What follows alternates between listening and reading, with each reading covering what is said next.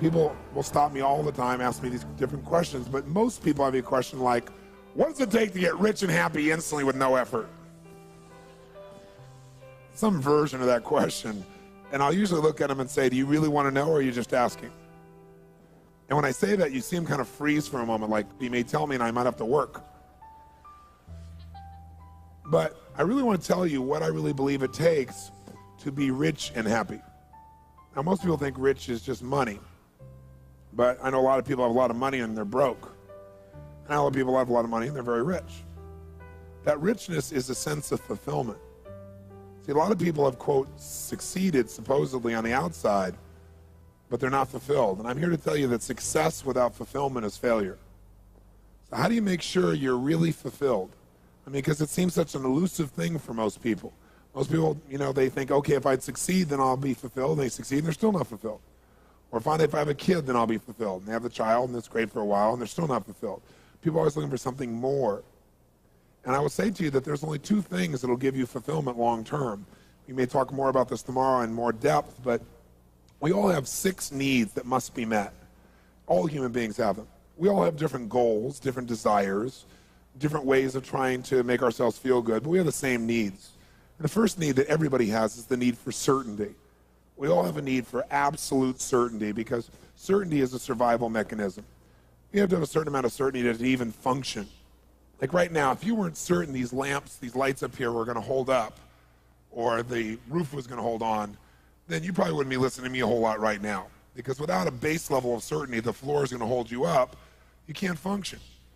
And how many of you have ever been in a place, by the way, where you had so much uncertainty in your life that it just freaked you out, like uncertainty about your job or your career, or about a relationship, and it made you crazy inside? How many have been in that place where you had so much uncertainty it made you not say aye? So everyone needs a base level of certainty. Now, we all try to get that certainty in different ways. So we have the same need worldwide. It doesn't matter who you go to, what country, what culture, what language a person speaks, what their socioeconomic background is. Everybody needs certainty. It is a human need, not a desire, a need. It's built into the human nervous system. But we all go about getting it differently. Like some people try to get certainty by having a routine that's the same every day so then they can be certain how it's going to be. Some people try to get certainty by, surrounding themselves with people that they're smarter than. So they feel like they're always in control of the situation, or by trying to control everyone. Some people get certainty by faith. There's no certainty, so they get it by having trust that they're guided. Everyone has different ways. Some people get certainty that they can be comfortable. That's the basic level of certainty, is that you can avoid pain and you can have some pleasure. Base certainty is just that certainty you can be comfortable. Most people get that by smoking or drinking or something like that. So everyone's going to find a way to meet their need. You've already found ways to get a certain amount of certainty in your life or you wouldn't be listening to me right now. But the question is the way you're doing it, the way you're getting the need met, is it empowering you or disempowering you, or is it kind of neutral? If you're using drugs or alcohol to get certainty you can be comfortable, it obviously has many, many negative side effects. If you're using faith, it's a different one. If you're using your sense of identity, like, boy, I'm certain, not because everything around me is perfect, but I'm certain because I've always found a way. So my identity is I find a way, and that gives me certainty. So some ways will empower you. So now here's the interesting thing, though. When you get absolutely, totally certain about something, you know what's going to happen, when it's going to happen, how it's going to happen. Let's say in a relationship. You know what's going to happen, what they're going to say, when they're going to say it, how they're going to say it, what's going to occur. When you finally have this ultimate goal of certainty, this need, where you really feel like you're satiating it, you're fully meeting it, then what happens? You feel what? Bored. Right? So all of a sudden this thing you wanted so bad, and this is funny because people go out and they work so hard to get what they want, then they get it and they're unhappy because now they're bored. It's like most people think the secret to life is make enough money so you'll never have to work again. And the truth of the matter is, if you spend any time with people who have achieved that, you'll find that they're miserable. And they usually start another business or do something else because that is not the secret to life.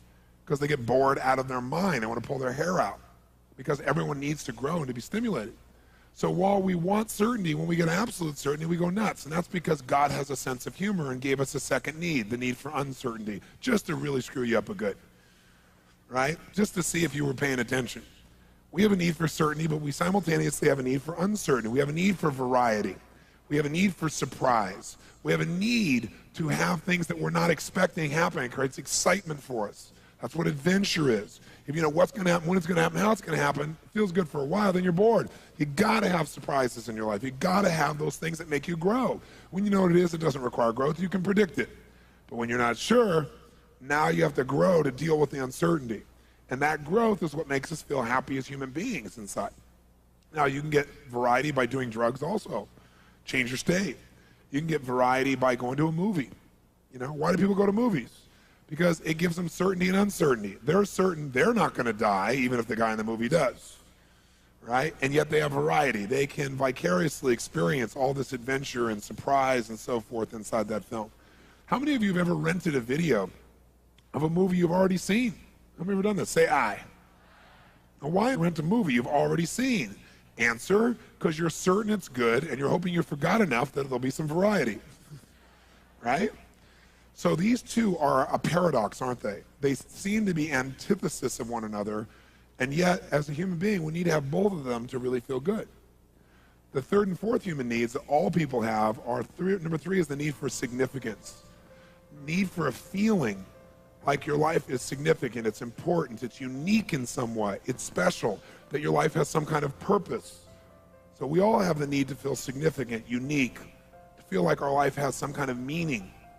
And what's interesting is, how do you go about it? You know, you can go about it by tearing everybody else down. I'm great because you're horrible.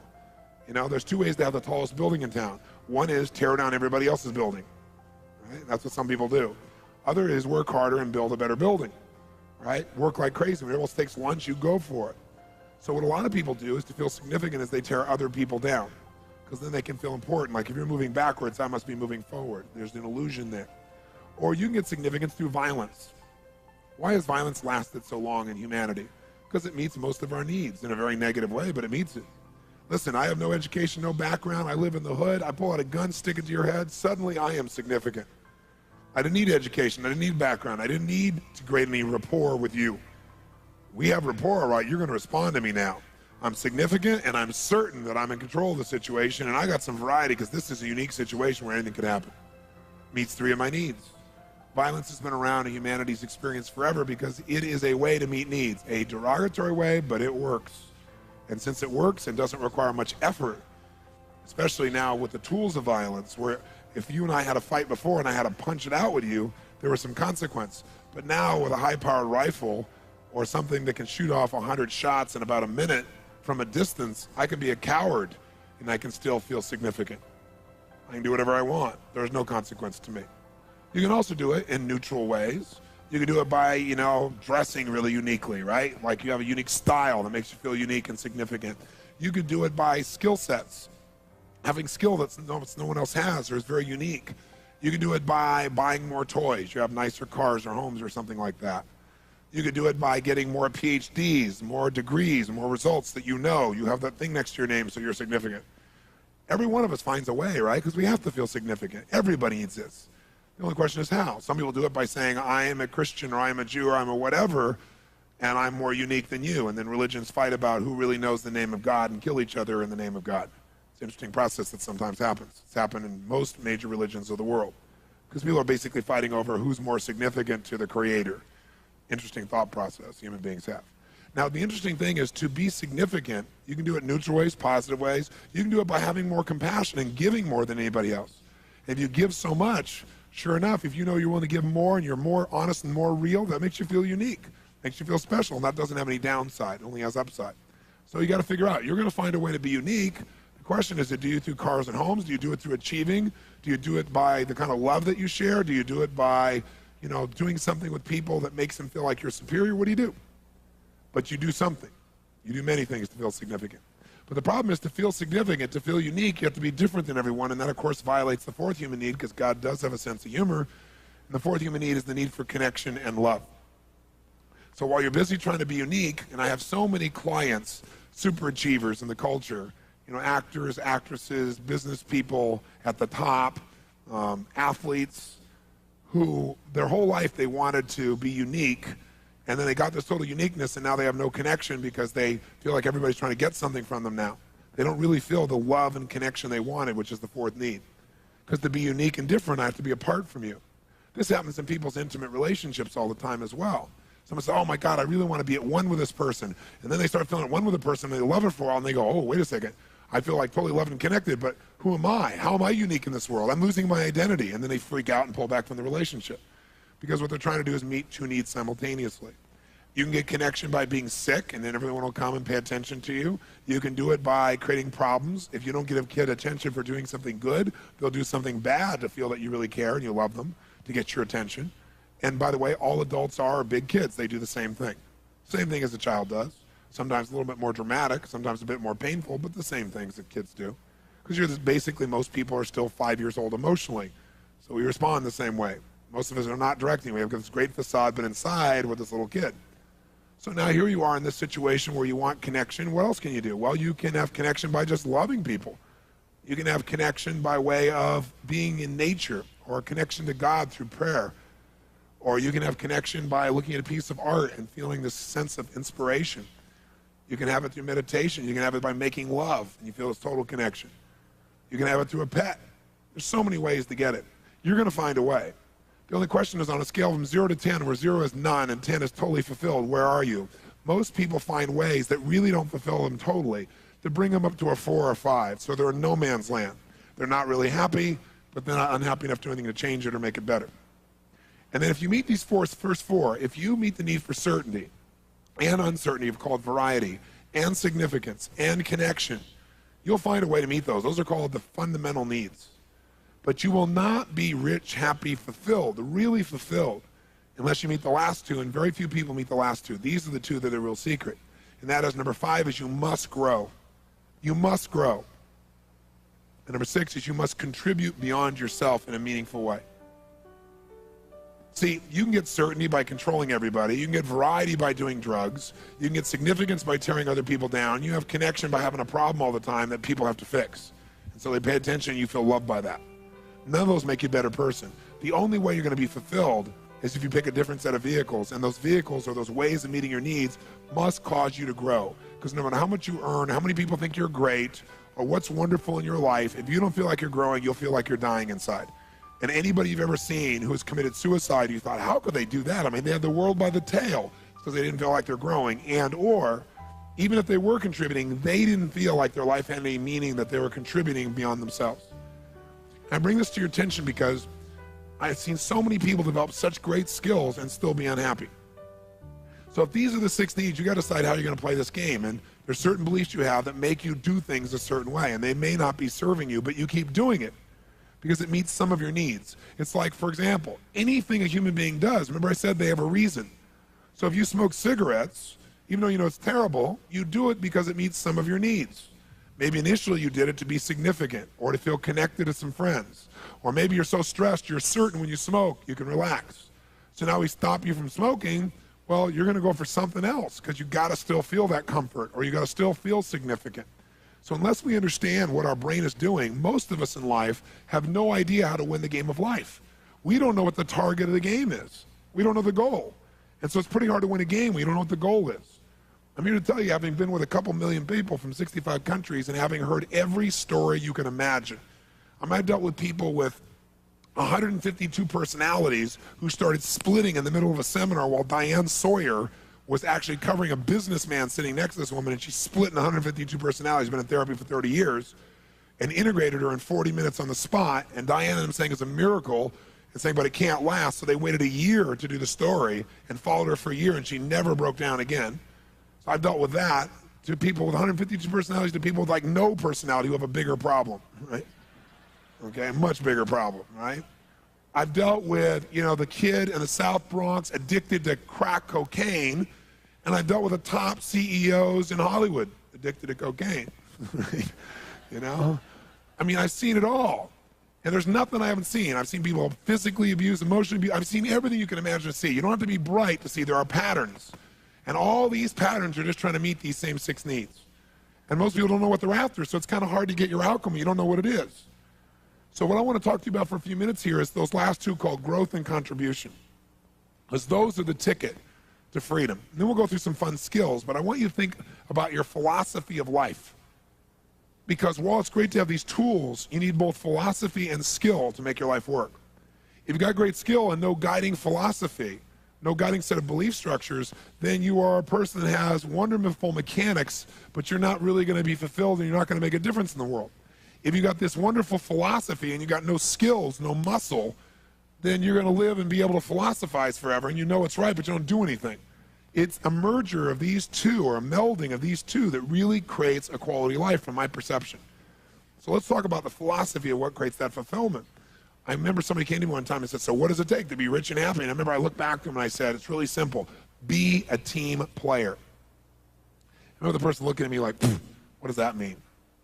But let me tell you, that's the secret to wealth and happiness. Become a team player. What does that mean? A team player means you've got to understand something. Human beings are really unique. Here's what's unique about us. We're driven to achieve a certain amount in our lives, whatever that may be, to meet our 6 needs. For some people to feel significant, they got to make $10 billion. For some people, significant, they have to have a child and have that child grow up and be a nice person. There's no right or wrong. It's just different beliefs in our head about what has to happen, right? But here's what's interesting. Most of us don't need to have a lot happen to meet our needs. We don't. So it's different for every person. So let's say for you to meet your needs of identity, you have to do a certain amount of business. Well, once you do that much business, you don't have any more drive. It's like, okay, that feels good, right? Or you have a certain amount of need for acknowledgement. But once you get a certain amount of acknowledgement, people tell you a million times how great you are, you always appreciate hearing it, but you don't really need it because you know. So you're grateful and it's wonderful, but it's not like desperation. You know what I'm saying here? And so certain amount of money, certain amount of respect, certain amount of accomplishment, certain amount of something, and then we kind of lose our drive because we enter our comfort zone. How many follow this? Say I. So once you're in your comfort zone, you're not driven anymore. Here's the problem. When you get in your comfort zone, you're not driven, you no longer grow. When you're not growing, you start to die inside. When you're no longer growing and dying inside, you stop contributing in a meaningful way. And as you do both of those, your whole world falls apart emotionally. See, seen this happen. I've got about 6 or 7 friends, probably 7 to be accurate, who are considered by most people in the world to be like the best on earth at what they do and have been for a quarter of a century. Like one guy's in the movie business, been the head of several studios, made an unbelievable number of pictures, Academy Awards. Another guy is an NBA coach, the most winningest coach of all time in NBA history. I mean, each of these guys are my friends, and they're in their mid-50s. And what all of them do when we get together and talk is we talk about life and where we're going, what we're doing. And I've watched many of them, the business ones anyway, cash out at one point in their career, where they sold their companies and made $500 million. One guy, $2.5 billion. And he thought that was going to make him happy. And I remember for the first 3 or 4 months, he was really happy. He partied, it was fun, it was great. But then all of a sudden he got more and more crazy. And then all of a sudden he started overeating and drinking. And all those things are is a symptom for the fact that you're not fulfilled. So now you're going for the cheap quickie to try and make yourself feel good because you really aren't growing, you're not contributing. And every one of them has gone back into some venture that made them have to grow, because when they had their business, they had to take on the challenges, they had to take on the effort, they had to grow, and they felt like they were contributing something meaningful. And that's when they're happiest. So having said that, if we all can get comfortable at a certain spot, then what's the secret to make sure we're always growing and contributing? And the answer is become a team player, which means this. People will do more for others they care about than they'll ever do for themselves. And that's a critical distinction to have about human beings. People will do much more for others they care about than they'll ever do for themselves. Now, for some people, that's God. For some people, that's their kids. For some people, that's their friends. But we'll all do more for something people we really care about than anyone else, than ourselves. And so if you really want to be happy, you got to grow and got to contribute. How many buy that? Say I. So if you buy that, you got to have a reason to constantly grow, because you're going to get comfortable pretty easily. The only way to do that is to have these people you care so much for that you feel compelled to constantly contribute more and to grow in order to be able to do that. Unfortunately, in my life, I figured this out at a very early age, and so it drove me to this point. It's why I'm here now. And I'm here now because I get to have this sense of I have to grow to do this, I have to contribute, and I get the joy and the fulfillment of that process. I don't have to do any of this anymore, fortunately. I can sit and do nothing for the rest of my life economically, but I couldn't sit and do nothing and be happy. So that's where we got to vest ourselves. But I have found what that is for me, which is certain people I care about, an environment of people I care about, people like yourself who really want to make their life more, no matter how great it is. But you got to find what that is, because that's what will drive you. So I want to give you a couple of assignments that if you use them will get you more connected to your team. And they're very fundamental and they're very basic, but I think if you'll do them, you'll find them to be quite useful. And the first one is really simple. If you're going to be a team player and you're going to feel that sense of connection, then what you got to be able to do is you got to be able to connect when it's not easy to connect. What I mean by that is, if you're in a position where someone, how many of you have somebody in your life from your past where maybe you were good friends at one point, or lovers, or business associates, but you're really close with this person, and then one day something happened. And when that happened, it changed your life forever in your relationship, and maybe you've never spoken to them again since that day. How many have somebody like this somewhere in the back of your life? Raise your hand. Let me see your hands. Keep your hand up, and I want you to see what percentage of the room it is. It's about 90% of the room, okay? So what I want you to do is this. I want you to develop team-building muscles. Because when you have that sense of connection, you can do anything. But anybody can be loving and friendly to someone who's totally loving and friendly to you. If you're really going to get that sense of connection, that sense of real joy, the real passion, you got to be able to connect with somebody who has hurt you or been unfair to you. Now, I'm not suggesting you go start another relationship with this person. I'm not stupid. I know many of these people you don't want to start a relationship with. But I do want you to learn how to communicate with absolute caring and love and make yourself do that even though you've been hurt. Because that's how you build an ultimate muscle. How many follow this? Say I. What I'm going to ask you to do is you are going to tomorrow or tonight after the seminar, you're going to take this person, maybe you've not talked to them in years, and you are going to call them. Now, answering machines don't count, okay? But you're going to communicate with them. And what I want you to do is three things. I want you to call them. I want you to acknowledge yourself, who you are. Don't pretend you're someone else. And answer the phone, and as you hear their voice, you'll say, hi. This is me. Remember me? I certainly remember you. Then the second step, you're going to acknowledge how the relationship ended. So you're going to say to this person, listen, I know the last time we talked was not a very pretty sight. I know that we yelled or we did this or we did that. I know that I knew I was right and you knew you were right, and it didn't end in a very attractive way. So acknowledge what happened so it's clear that you're not an idiot calling back. And then you go to the third step. You say, I'm just calling for one reason. It's been 6 months, it's been a year, it's been 10 years. I just want to call you to tell you that while that was incredibly painful and I was mad as heck, and I still don't necessarily agree or disagree with you, I do want you to know that before that happened, we had an amazing business relationship, friendship, love affair, whatever it was. And while I'm not trying to start a new one, I just want to tell you how grateful I am for that time I had with you prior to that event. Because it was a great, great time in my life. And you were an important part of my life and my team, and I want to thank you for that. And you don't have to say anything. I'm not calling to have you say anything or give me anything. I just wanted to thank you for that time. I hope you have a great life. Thanks. Bye. Click.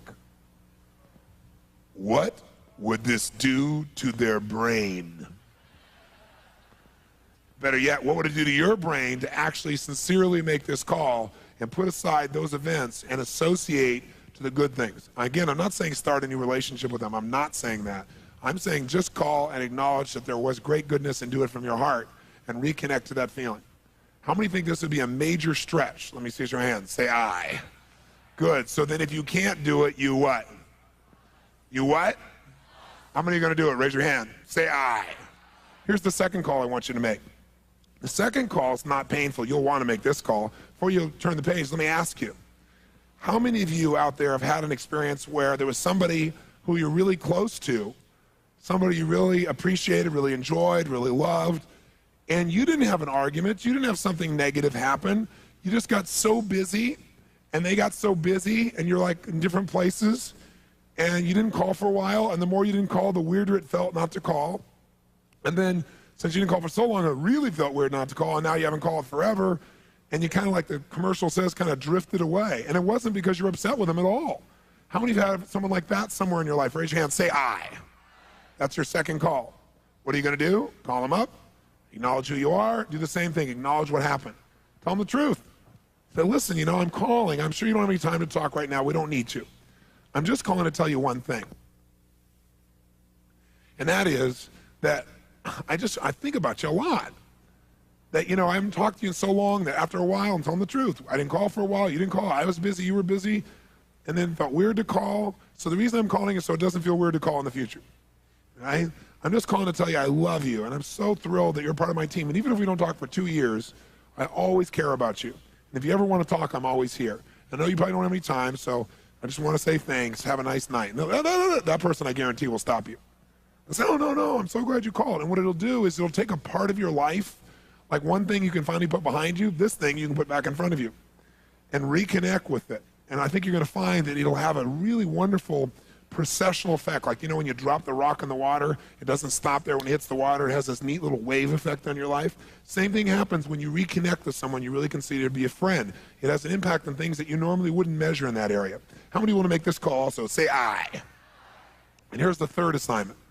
The third assignment in team building is I want you to make a list of all the key team members of your life. And what I mean by that is anyone you consider to be part of your team. Team can be intimate loved ones. It can be family or friends.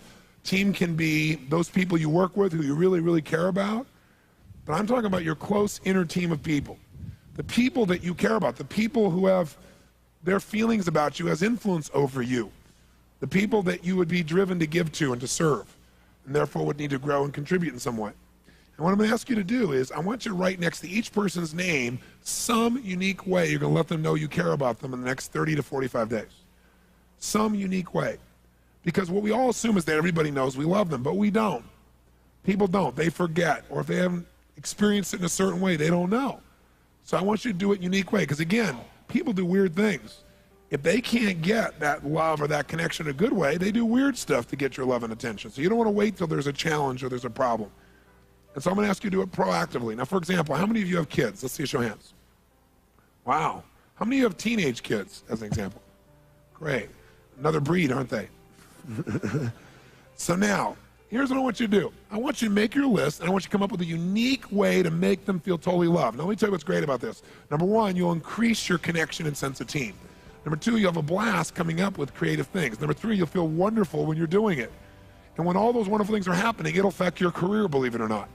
Because it'll affect the way you feel about yourself and your identity and what you're doing and your life, and it enriches everything. These little things mean everything. I'll give you an example. When I married my wife, Becky, I wanted to have 4 kids. I got 3 instantly. And all of a sudden, here we in a short time, we have 4 kids. And I had kids at that time. My youngest, I think, was 4, and my oldest was 17, and I was 24 years old, right? So that makes you grow up pretty quick, right? So I found myself in a place where it's like, wow, here I had this great love affair with my wife, and I really love these kids, but all of a sudden, wham, man, they were in my life quickly, rapidly, powerfully. And I had to feel a deal with that. And it was very difficult at first, extremely difficult, because I felt like, oh, I was getting less connection. I was less significant than the kids were and so forth. It was very difficult. But gradually what happened is I love these kids so much that it expanded my life. It didn't mean less significance, less connection. It meant I could have them from more places and at a deeper level. And now it's one of the greatest gifts of my entire life. If you ask me, are you a successful man? I would say yes. And my number one criteria is what incredible kids I have, who they are as people, which I think they've done on their own, but I think I've certainly helped to shape some of their core value structures and belief structures, which is the only thing you can shape. You can't control behavior, but you can certainly shape a good deal of what somebody values and believes by your example and your caring. And so when this first happened, I also was 24 years old, starting my career. I was doing an average of 200 days a year on the road, right? I was building and doing everything, so I'm not even there most of the time. And so these kids are in my life, and I'm thinking, my God, how do I connect with these kids? How do they know I love them when I'm not there? And the only solution I could come up with was, okay, I got to be there, number one, and number two, I got to really be there when I'm there. You know, I had 4 fathers myself, and the one who I consider to be my real father is not my birth father. You know, he's not my father genetically, but the one I mentioned who passed away was the one I was closest to, and I had the least amount of time with him. But I really had what I call magic moments with him. Just moments I'd never forget as long as I live, and they helped to shape a good part of who I am and what I believe and value. And so I thought, that's what I got to do. I got to create magic moments with these kids, but I decided to do it the way I'm asking you to do it, strategically. Not like just, okay, I'll figure a way, to really put focus into it. And so I looked at each kid, because each kid has different needs to know they're loved. So as I looked at that, I was able to do it, and I thought about, I don't want to just do this with my kids, I want to do this with the whole world. So you got to decide. Are you going to blast through your life and forget what you really love? What you really, really live for? Because you're busy trying to achieve something. Or are you going to do both? Live fully and blast through everything you want to achieve too. The only way you do that is if you understand team. Inner team is the most important thing. that's my challenge to you, is to make it the most important thing, including, by the way, the team inside of you. Because for years, I took first 7, 8 years of my career, I didn't take one day off. I worked 7 days a week. That was it, because my whole identity was, I don't stop. But I've also learned through lots of pain that if you just give to everybody else but yourself, pretty soon you're empty and you got nothing to give back. And so I learned gradually to really give myself things, give myself time, give myself little events. And I want you to do that. So I have one other assignment for you. And that is, I want you for the next 4 weeks to promise me one thing. Besides coming up with your plan to take care of your team, that you come up with a plan that gives you 1 hour a week for the next 4 weeks where you do something for you that you normally will not do for yourself. I don't know what it is. Everybody's different. Maybe it's just a walk on the beach or a walk away because you never give yourself time by yourself. Maybe it's buying yourself something you would never do because you go, oh, that's stupid. I don't need that. Do it anyway. Because I'll tell you what will happen. When you give to yourself, you'll have something to give to others. You know, the Bible says, love thy neighbor like thyself, which presupposes that you would love yourself. That's not a very popular thing because most people who pretend to love themselves really don't. They don't really love themselves. They hate themselves. Giving to yourself is a gift that when you give to yourself and you're so much happier, so much more alive, you're able to give to others.